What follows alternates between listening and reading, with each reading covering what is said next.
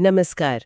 आज हम निर्मल वर्मा की कहानी द्रोह काल की दुनिया में उतर रहे हैं। उसकी परतों को समझने की कोशिश करेंगे। हाँ, और इसके लिए हमारे पास एक विश्लेषण है। द्रोह काल, आत्मसंघर्ष और रिश्तों की जटिलता। तो आज इसी के जरिए हम कहानी के मर्म तक पहुंचेंगे। मकसद यही है कि किरदारों के मन में क्या चल रहा है, उनके आपसी रिश्ते कैसे हैं और वो दौर, वो माहौल कैसा था, उसे महसूस करें। बिल्कुल।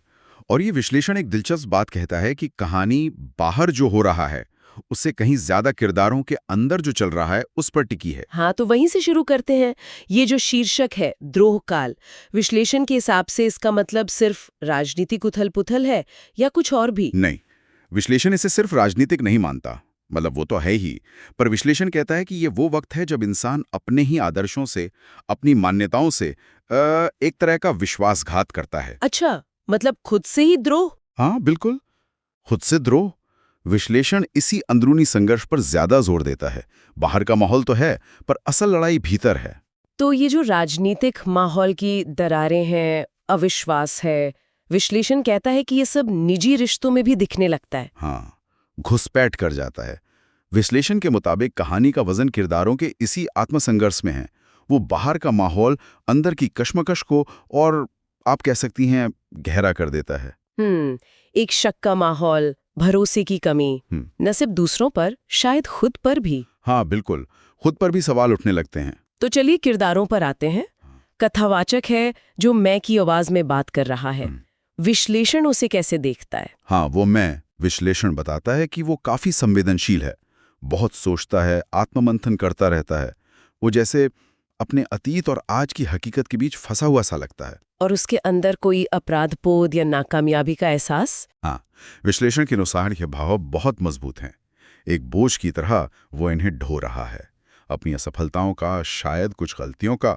और मीरा, जो उसके काफी करीब है, विश्लेषण उसकी पर्सनालिटी को कैसे समझाता है, वो भी जटिल है। बहुत। मीरा की जटिलता दोहरी है, ऐसा विश्लेषण कहता है।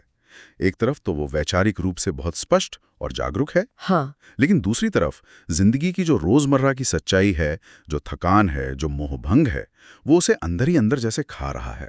तो ये एक तरह का विरोधाभास हुआ, आदर्शों को पकड़े रखना और हकीकत की थकान के बीच का संघर्ष। बिल्कुल सही। विश्लेषण इसी तनाव को दिखाता है।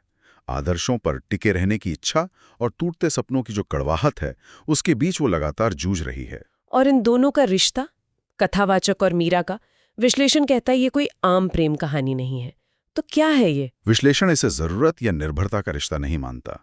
ये एक गहरा भावनात्मक और वैचारिक जुड़ाव है, लेकिन इसमें हमेशा एक तनाव रहता है। तनाव किस तरह का? कभी बहुत अपनापन दिखता है, तो कभी एक खामोश दूरी, कभी कभी हल्की सी कड़वाहट भी। विश्लेषण इसे ऐसे रिश्ते की तरह दिखाता है जहां बातें कम होती हैं, पर एहसास बहुत गहरे और उलझे हुए हैं। तो क्या हम ये कह सकते हैं विश्लेषण के आधार पर कि कहानी यही दिखाती है कि निजी जिंदगी और बाहर का राजनीतिक माहौल ये अलग-अलग नहीं है? हाँ, निश्चित रूप से।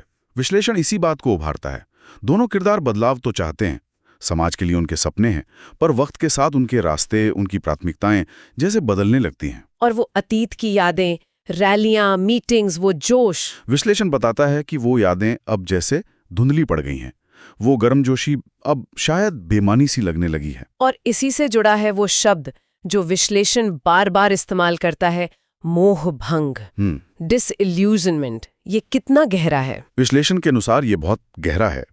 ये कोई ऊपरी उदासी नहीं, ये किरदारों के अंदर तक उतर गया है।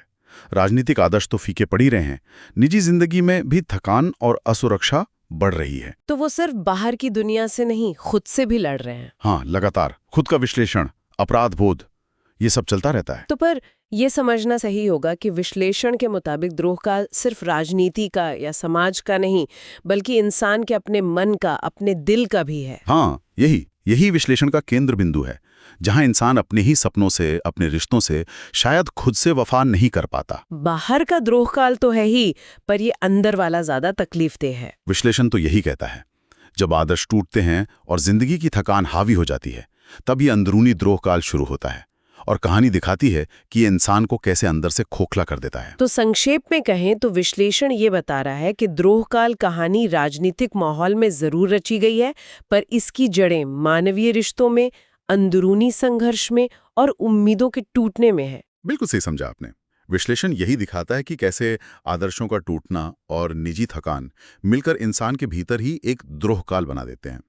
और इसका शोर शायद बाहर के शोर से भी ज्यादा होता है। और ये हमें एक सवाल पर लाकर छोड़ता है जो इसी विश्लेषण से उठता है। क्या बाहरी दुनिया की उथल-पुथल से ज्यादा तकलीफ वो अंदर का द्रोहकाल होता है, जिसे इंसान खुद अपने सपनों, अपने रिश्तों और शायद अपने वजूद के खिलाफ महसूस करने लगता है?